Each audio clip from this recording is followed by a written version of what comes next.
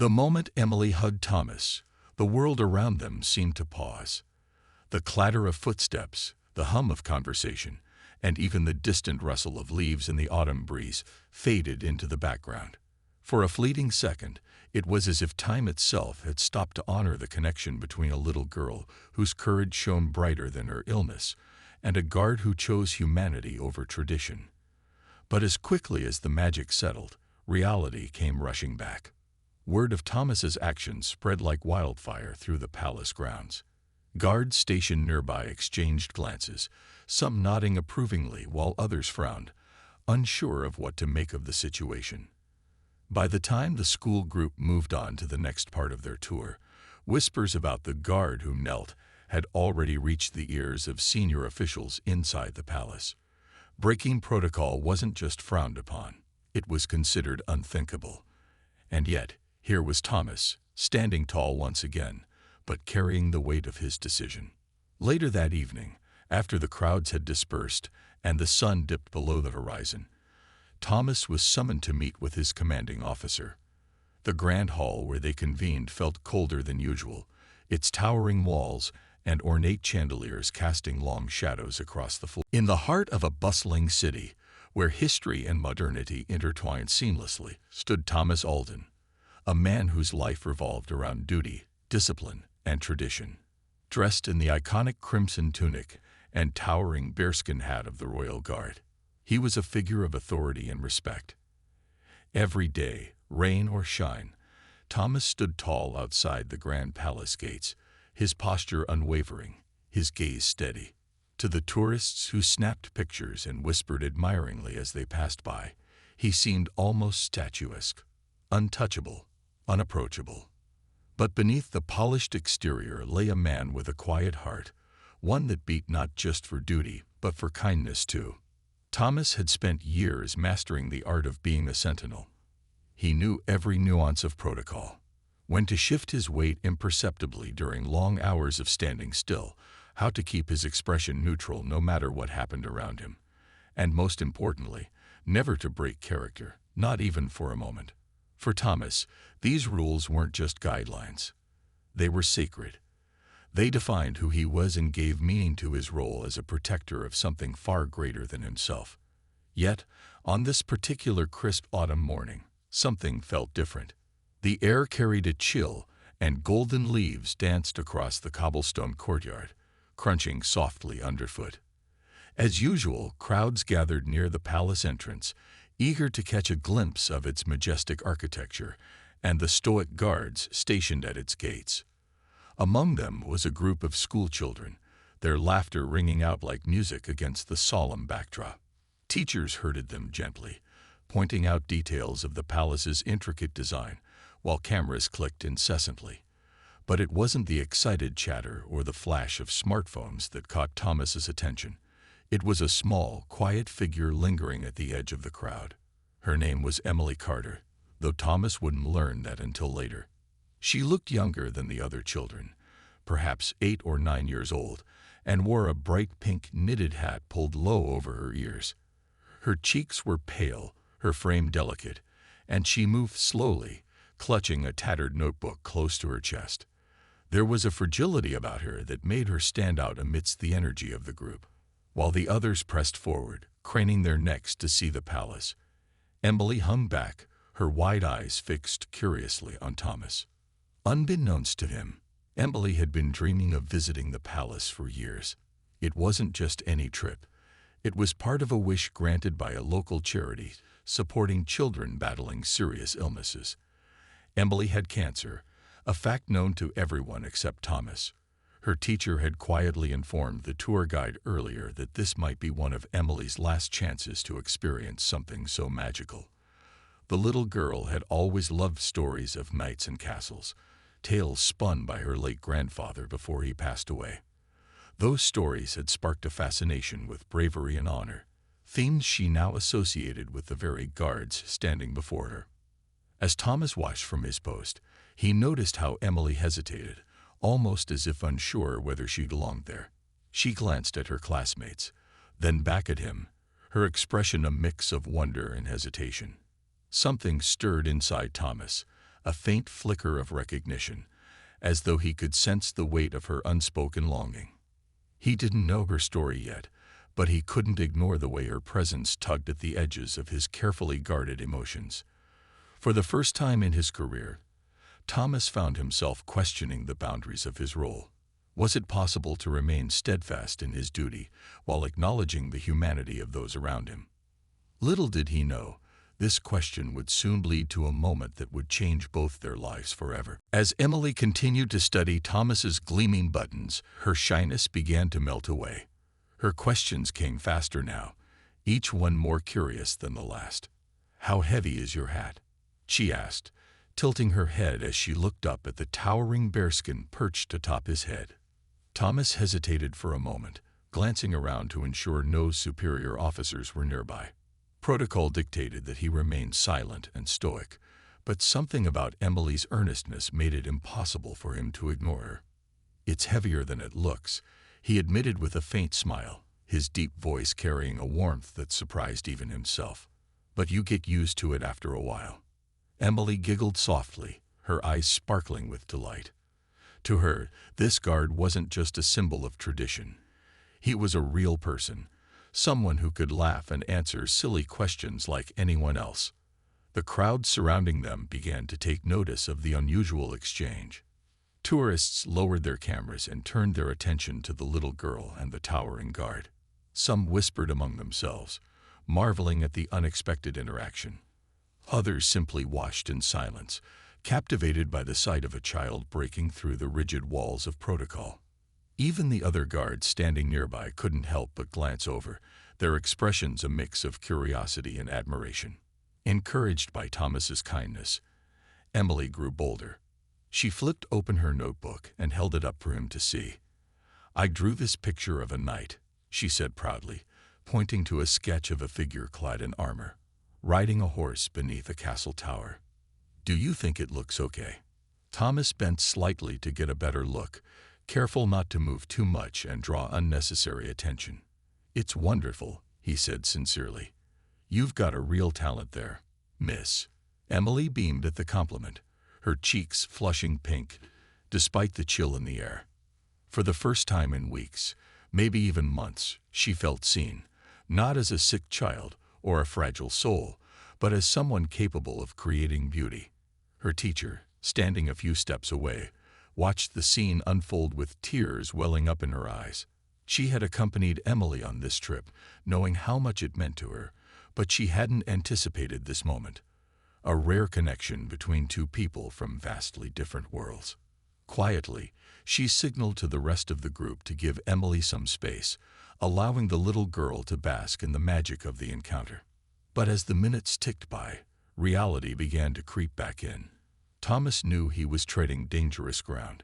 Every word he spoke, every nod he gave, was a deviation from the strict code of conduct that governed his role. Yet, as he looked down at Emily's radiant face, he found himself unable to stop. When she shyly asked if knights were still real, he responded without hesitation.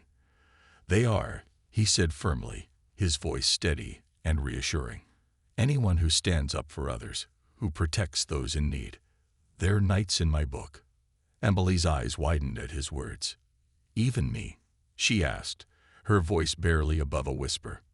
Thomas knelt down slowly, his polished boots clicking softly against the cobblestones. It was an extraordinary move, one that sent ripples of shock through the onlookers. Kneeling was strictly forbidden for guards during duty, yet here he was, lowering himself to her level. "Especially you," he replied, meeting her gaze directly. "Courage like yours makes you braver than any soldier I've ever known." The crowd erupted into murmurs of approval, some clapping softly while others wiped away tears. Emily threw her arms around Thomas in an impulsive hug, her small frame trembling with emotion. For a brief moment, the palace gates seemed to fade into the background, leaving only the bond between a little girl and the man who dared to break the rules for her. Unbeknownst to them, however, the ripple effects of this moment were already spreading. Palace officials stationed nearby had begun to take note of the unfolding scene. Whispers traveled quickly through the ranks, and soon, Thomas would have to face the consequences of his actions. But for now, none of that mattered. All that existed was the joy on Emily's face and the quiet satisfaction in Thomas's heart, knowing he had done the right thing, even if it meant bending the rules. The days following Thomas's suspension were a whirlwind of emotions, both for him and for the world beyond the palace walls. News of his act of kindness had spread far and wide, sparking debates in newspapers, on television, and across social media platforms. Some called him reckless, accusing him of tarnishing the reputation of the royal guard by prioritizing sentiment over duty. Others hailed him as a hero, praising his willingness to put compassion above rigid tradition. Amidst the noise, one thing was clear. Thomas's moment with Emily had struck a chord deep within people's hearts. For Thomas, the aftermath was bittersweet. On one hand, he felt a profound sense of fulfillment knowing that he had brought joy to a child who needed it most. But on the other, he couldn't ignore the weight of the consequences he now faced. Suspended from duty, he spent his days reflecting on what had happened, replaying every detail of that crisp autumn morning in his mind. He thought about Emily's laughter, her curious questions, and the way she had hugged him so trustingly. Those memories became a source of strength during moments when doubt crept in. Meanwhile, Emily herself was unaware of the storm brewing around Thomas's actions. Back at home, she lay in her hospital bed, weak but content. Her visit to the palace had been everything she dreamed of and more. For the first time in months, she felt like a normal kid, someone whose dreams mattered, someone who could inspire awe instead of pity. Inspired by her encounter with Thomas, she decided to write him a letter. With trembling hands, she picked up a pen and began to pour her thoughts onto paper. "Dear Mr. Guard," she wrote, her handwriting uneven but full of heart. "Thank you for talking to me and letting me see your shiny buttons. You made me feel like a princess for a day. I didn't know guards could be so nice. My favorite part was when you said I'm brave.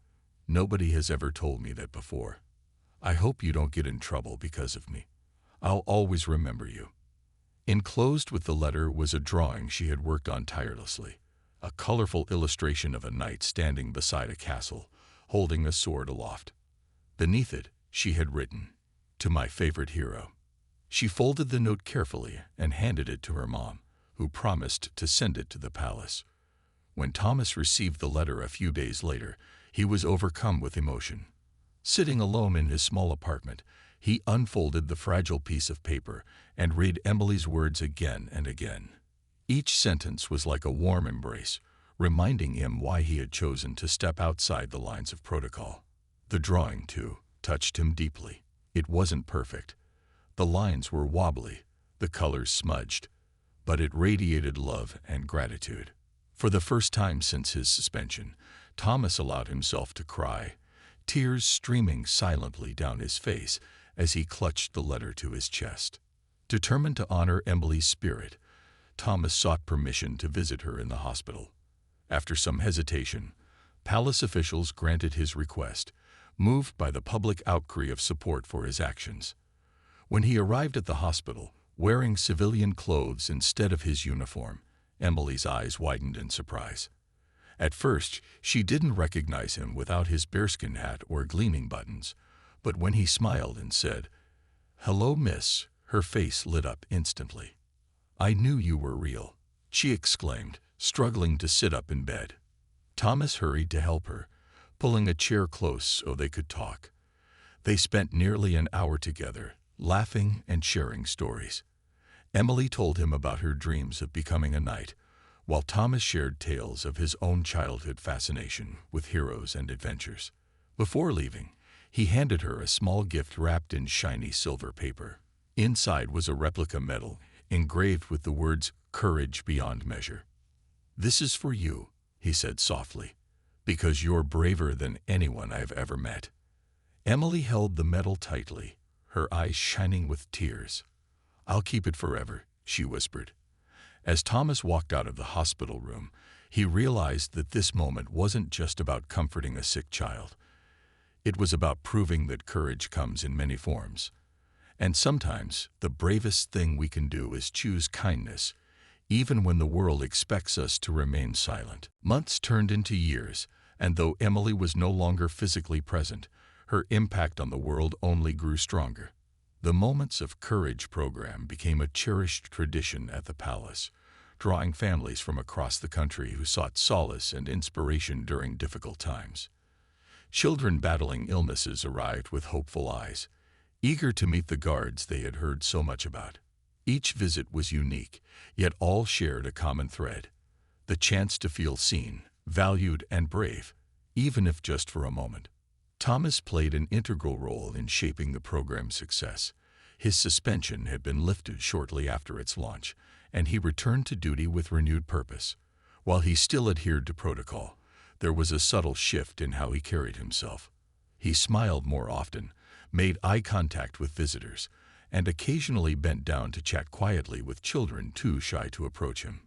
To those who didn't know his story, these gestures might have seemed insignificant, but to the families whose lives were touched by them, they meant everything. As time went on, Thomas found himself reflecting deeply on his own future. Though proud of his service as a guard, he began to wonder if he could do even more to honor Emily's memory.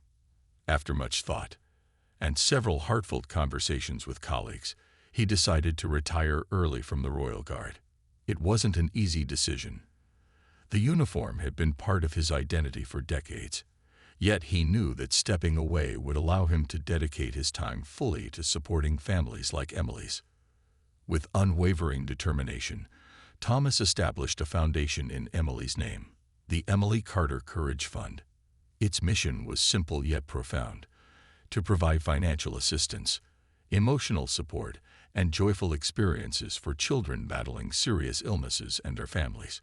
Drawing inspiration from Emily's love of knights and castles, the foundation also organized events where kids could dress up as heroes, attend storytelling sessions, and create art inspired by tales of bravery. These activities weren't just fun. They were reminders that courage comes in many forms, and every child has the power to inspire others. News of the foundation spread quickly, attracting donations from people around the globe. Many donors cited Emily's story as their motivation, sharing how it had reminded them of the importance of kindness and resilience. Local schools, businesses, and community groups rallied behind the cause, hosting fundraisers and awareness campaigns. Even former members of the Royal Guard volunteered their time, eager to contribute to a legacy born out of compassion. One particularly memorable event took place on the anniversary of Emily's passing. Families gathered at a park near the palace, where volunteers had set up tents decorated with colorful banners and balloons. Children ran freely, their laughter filling the air as they participated in games and crafts. At the center of it all stood a life-sized cardboard castle, complete with drawbridges and turrets. Inside, each child received a small medal engraved with the same words Thomas had given Emily: courage beyond measure. That day, Thomas addressed the crowd, his voice steady but filled with emotion. Emily taught us that true strength isn't about fighting battles alone. It's about standing together, supporting one another, and finding light even in the darkest moments, he said. This foundation is my way of ensuring her spirit lives on. She may be gone, but her courage will never fade. His words resonated deeply with everyone present, especially Emily's mother, who attended the event alongside close friends. Holding back tears, she approached Thomas afterward and hugged him tightly. "You've kept your promise," she whispered. "You've honored her in ways I never imagined possible." As the sun set over the park, casting golden hues across the faces of smiling children and grateful parents, Thomas felt a profound sense of peace. Emily's dream of becoming a protector hadn't ended with her passing. It had transformed into something far greater. Through his efforts, her legacy lived on, inspiring countless acts of kindness and reminding the world that even in the face of adversity, we are capable of extraordinary things. And so, Thomas continued forward, carrying not just the weight of his duties, but the boundless hope of a little girl who believed in heroes and prove that anyone could be one. The ripple effects of Thomas's act of kindness continued to grow, spreading far beyond the walls of the hospital room and into the hearts of countless others. Emily's letter, filled with innocence and gratitude, became a beacon of hope for people who had forgotten what it meant to truly connect with one another. News outlets picked up the story of the medal Thomas had given her, dubbing it the bravest gift, and highlighting how such a simple gesture could carry so much meaning.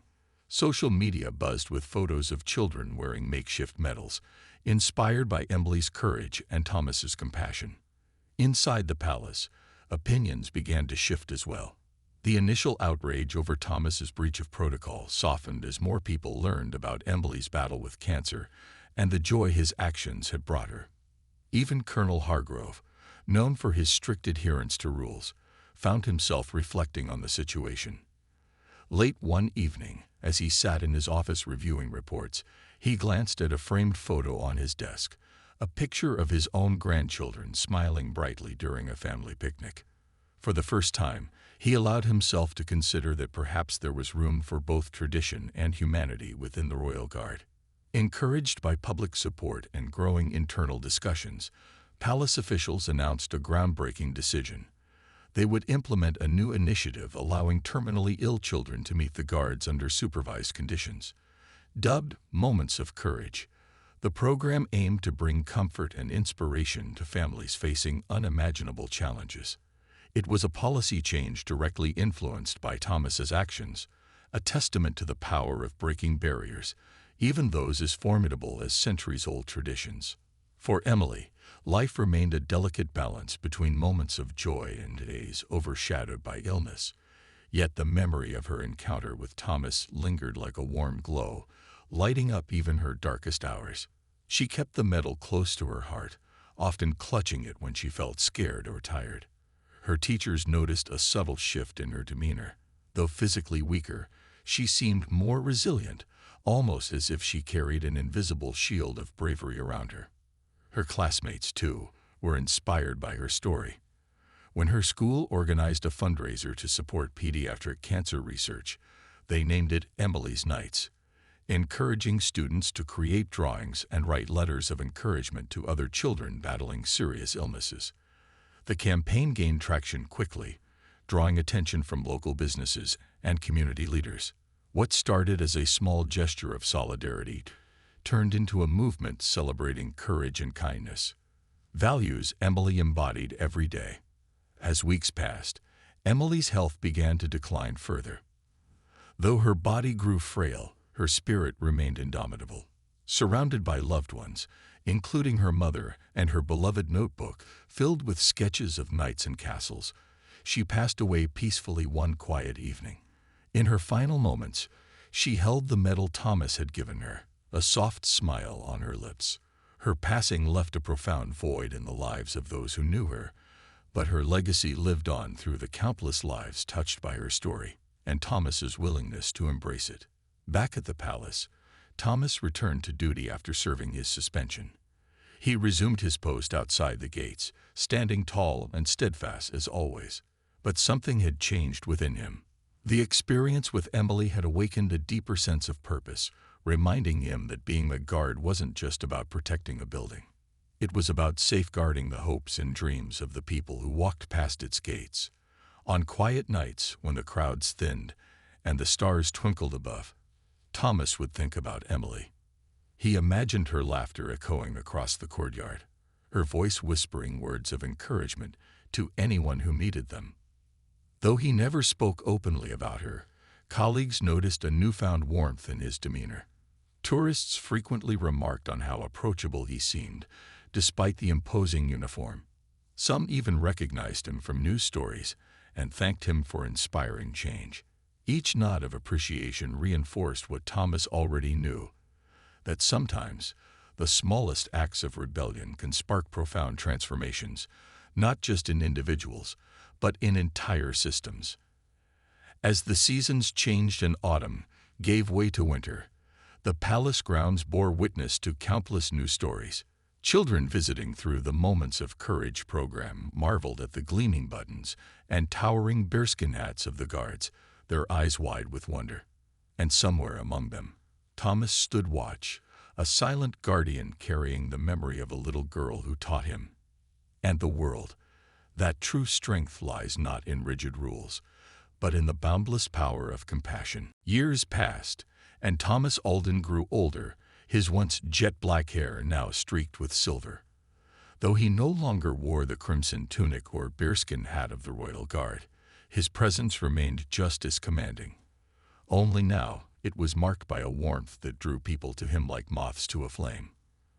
Retired from formal duty, but far from idle, Thomas dedicated his days to nurturing the Emily Carter Courage Fund. What had started as a small initiative blossomed into a nationwide movement, touching the lives of thousands of families facing unimaginable challenges.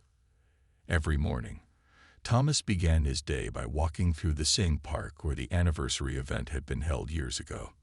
The life-sized cardboard castle had long since been replaced by a permanent wooden structure, complete with colorful murals painted by children who visited. Inside its walls, kids gathered to hear stories of knights and heroes, their laughter echoing through the air. Each medal handed out carried Emily's name and her message, courage beyond measure. For Thomas, these moments were sacred. They reminded him why he had chosen this path, not for recognition, but to keep alive the memory of a little girl who had changed his life forever. Thomas often thought about Emily, especially on quiet evenings when the world seemed to slow down. Sitting in his modest home, surrounded by photos and letters sent by grateful families, he would reflect on how one act of kindness had sparked a chain reaction of compassion. The ripple effects extended far beyond what he could have imagined. Schools across the country began incorporating lessons on empathy and bravery into their curriculums, inspired by Emily's story. Hospitals partnered with the foundation to create spaces where sick children could escape into worlds of imagination, even if only for a few hours. And countless individuals, moved by the tale of a guard and a girl, found themselves reaching out to help strangers in need. One day, while sorting through donations at the foundation's office, Thomas came across a letter that stopped him in his tracks. It was written in shaky handwriting, similar to Emily's all those years ago. The note read, "Dear Mr. Thomas, my name is Lily, and I'm 7 years old. I have cancer too, but I'm not scared because I heard about Emily and how she was brave. My mom says I'm a knight like her. Thank you for reminding me that I can be strong even when things are hard." Tears welled up in Thomas's eyes as he clutched the letter to his chest. In that moment, he realized something profound. Emily's legacy wasn't just about the programs or medals. It was about planting seeds of hope in hearts young and old. Every child who believed they could face their fears, every parent who found strength in the darkest times, every stranger who chose kindness over indifference. They were all part of her enduring impact. As the years went by, Thomas became more than just the founder of a foundation. He became a symbol of resilience himself. People sought him out not just for advice on running charitable initiatives, but for guidance on how to live with purpose. He spoke at schools, hospitals, and community centers, sharing Emily's story and encouraging others to embrace their own capacity for courage and compassion. His speeches always ended with the same heartfelt refrain: "We don't need capes or swords to be heroes. Sometimes, all it takes is choosing to see someone, to truly see them, and letting them know they matter." Eventually, age caught up with Thomas, and he slowed down. But even in his final years, his spirit remained unyielding. On sunny afternoons, he could still be found sitting near the wooden castle in the park, watching children play and listening to their laughter. Parents often approached him to thank him, telling him how much his work had meant to their families. Some brought their kids along, introducing them to the man who had helped so many find light in the darkness. When Thomas passed away peacefully in his sleep, the news spread quickly, sparking an outpouring of tributes from around the world. Flags flew at half-mast outside the palace, where guards stood solemnly in honor of the man who had redefined what it meant to serve. Thousands attended his memorial service, including families whose lives he had touched. At the center of the ceremony stood a display of medals engraved with Emily's words, a testament to the bond between two souls who had inspired generations. Though Thomas was gone, his legacy endured. Children continued to visit the castle and the park, creating art, sharing dreams, and learning about bravery. Families supported one another through the foundation he had built, and somewhere, in the quiet corners of the world, acts of kindness rippled outward, each one a reflection of the courage and compassion that Thomas and Emily had championed. As the school group moved closer to the palace gates, Emily's heart raced with a mix of excitement and nervousness. She had dreamed of this moment for so long, standing in front of the towering palace, gazing at the guards who seemed like characters from the fairy tales her grandfather used to tell her. Yet, as much as she wanted to step forward, something held her back. Maybe it was the imposing presence of the guards, their uniforms gleaming under the morning sun, or perhaps it was the fear that she didn't belong in such a grand place. Either way, Emily lingered at the edge of the crowd, clutching her notebook tighter. Inside the worn pages of that notebook were sketches of castles, knights on horseback, and brave warriors protecting those in need. Each drawing was inspired by the bedtime stories her grandfather had shared before he passed away. To Emily, these tales weren't just fiction. They were lessons about courage, kindness, and standing up for others. Now, standing before the real-life version of those stories, she felt both awe and a strange sense of connection. But there was one guard in particular who caught her attention. The tall, stoic figure standing closest to the gate. His polished buttons reflected the sunlight, and his posture was so perfect it almost looked unnatural. Emily couldn't take her eyes off him. Is he real? She whispered to herself, her voice barely audible over the chatter of the crowd. Her teacher, noticing her fascination, knelt beside her and smiled warmly. "That's one of the royal guards," she explained gently. "They protect the palace and make sure everything runs smoothly. Why don't you ask him if you can take a closer look? I'm sure he'd love to see how interested you are." The idea of approaching someone so majestic and so still felt daunting to Emily. What if she said the wrong thing? What if she embarrassed herself? But curiosity got the better of her, and after a few moments of hesitation, she took a small step forward, then another, and another.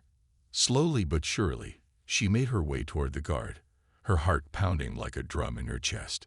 When she finally reached the front of the crowd, she stopped, unsure of what to do next. The guard, Thomas, was even more impressive up close. His uniform was immaculate, his face expressionless, and his gaze fixed straight ahead. For a brief moment, Emily wondered if he could even see her. Gathering all her courage, she cleared her throat softly and spoke. "Excuse me, sir." Her voice was so quiet that Thomas almost missed it. Almost. Though his training demanded that he remain motionless and unresponsive, something about the timid tone of her question tugged at him. He glanced down ever so slightly, his eyes meeting hers for the first time. Emily froze, suddenly self-conscious under his gaze. I'm sorry," she stammered. "I just wanted to know, are you real?" The simplicity of her question struck Thomas like a bolt of lightning. Of course, he was real. He breathed, he fought, he lived. But to this little girl, he must have seemed like a statue, a symbol rather than a person. In that fleeting moment, he realized how much power his response held. A cold, detached answer would reinforce the barrier between them, leaving her feeling small and insignificant. But a kind word, a gesture of humanity, might bridge the gap. Breaking every rule he had ever been taught, Thomas lowered his rifle slightly and nodded once. It was a subtle movement, almost imperceptible, but it carried immense weight. "Yes, miss," he replied softly, his deep voice cutting through the crisp autumn air. "Very real." The crowd around them fell silent, stunned by the unexpected interaction. Some people exchanged glances, unsure of what they had just witnessed, while others smiled knowingly, touched by the rare display of warmth. As for Emily, her entire face lit up with joy. She hadn't expected an answer, let alone one delivered with such sincerity. Encouraged by his response, she took another tiny step forward. Can I see your buttons?" she asked shyly, pointing to the gleaming brass fixtures on his tunic. Thomas hesitated for only a fraction of a second before nodding again. He shifted slightly, allowing her a better view. Emily's eyes widened with wonder as she examined the intricate details of his uniform. "They're so shiny," she murmured, half to herself. "Do you polish them every day?" Thomas chuckled softly, the sound surprising even himself. "Every single day," he confirmed. "It's part of the job." For the first time since arriving at the palace, Emily forgot about her fatigue, her illness, and the challenges she faced daily. Instead, she was completely absorbed in the magic of the moment, the chance to interact with someone who, until now, had seemed untouchable. Little did she know, her innocent questions and genuine curiosity were about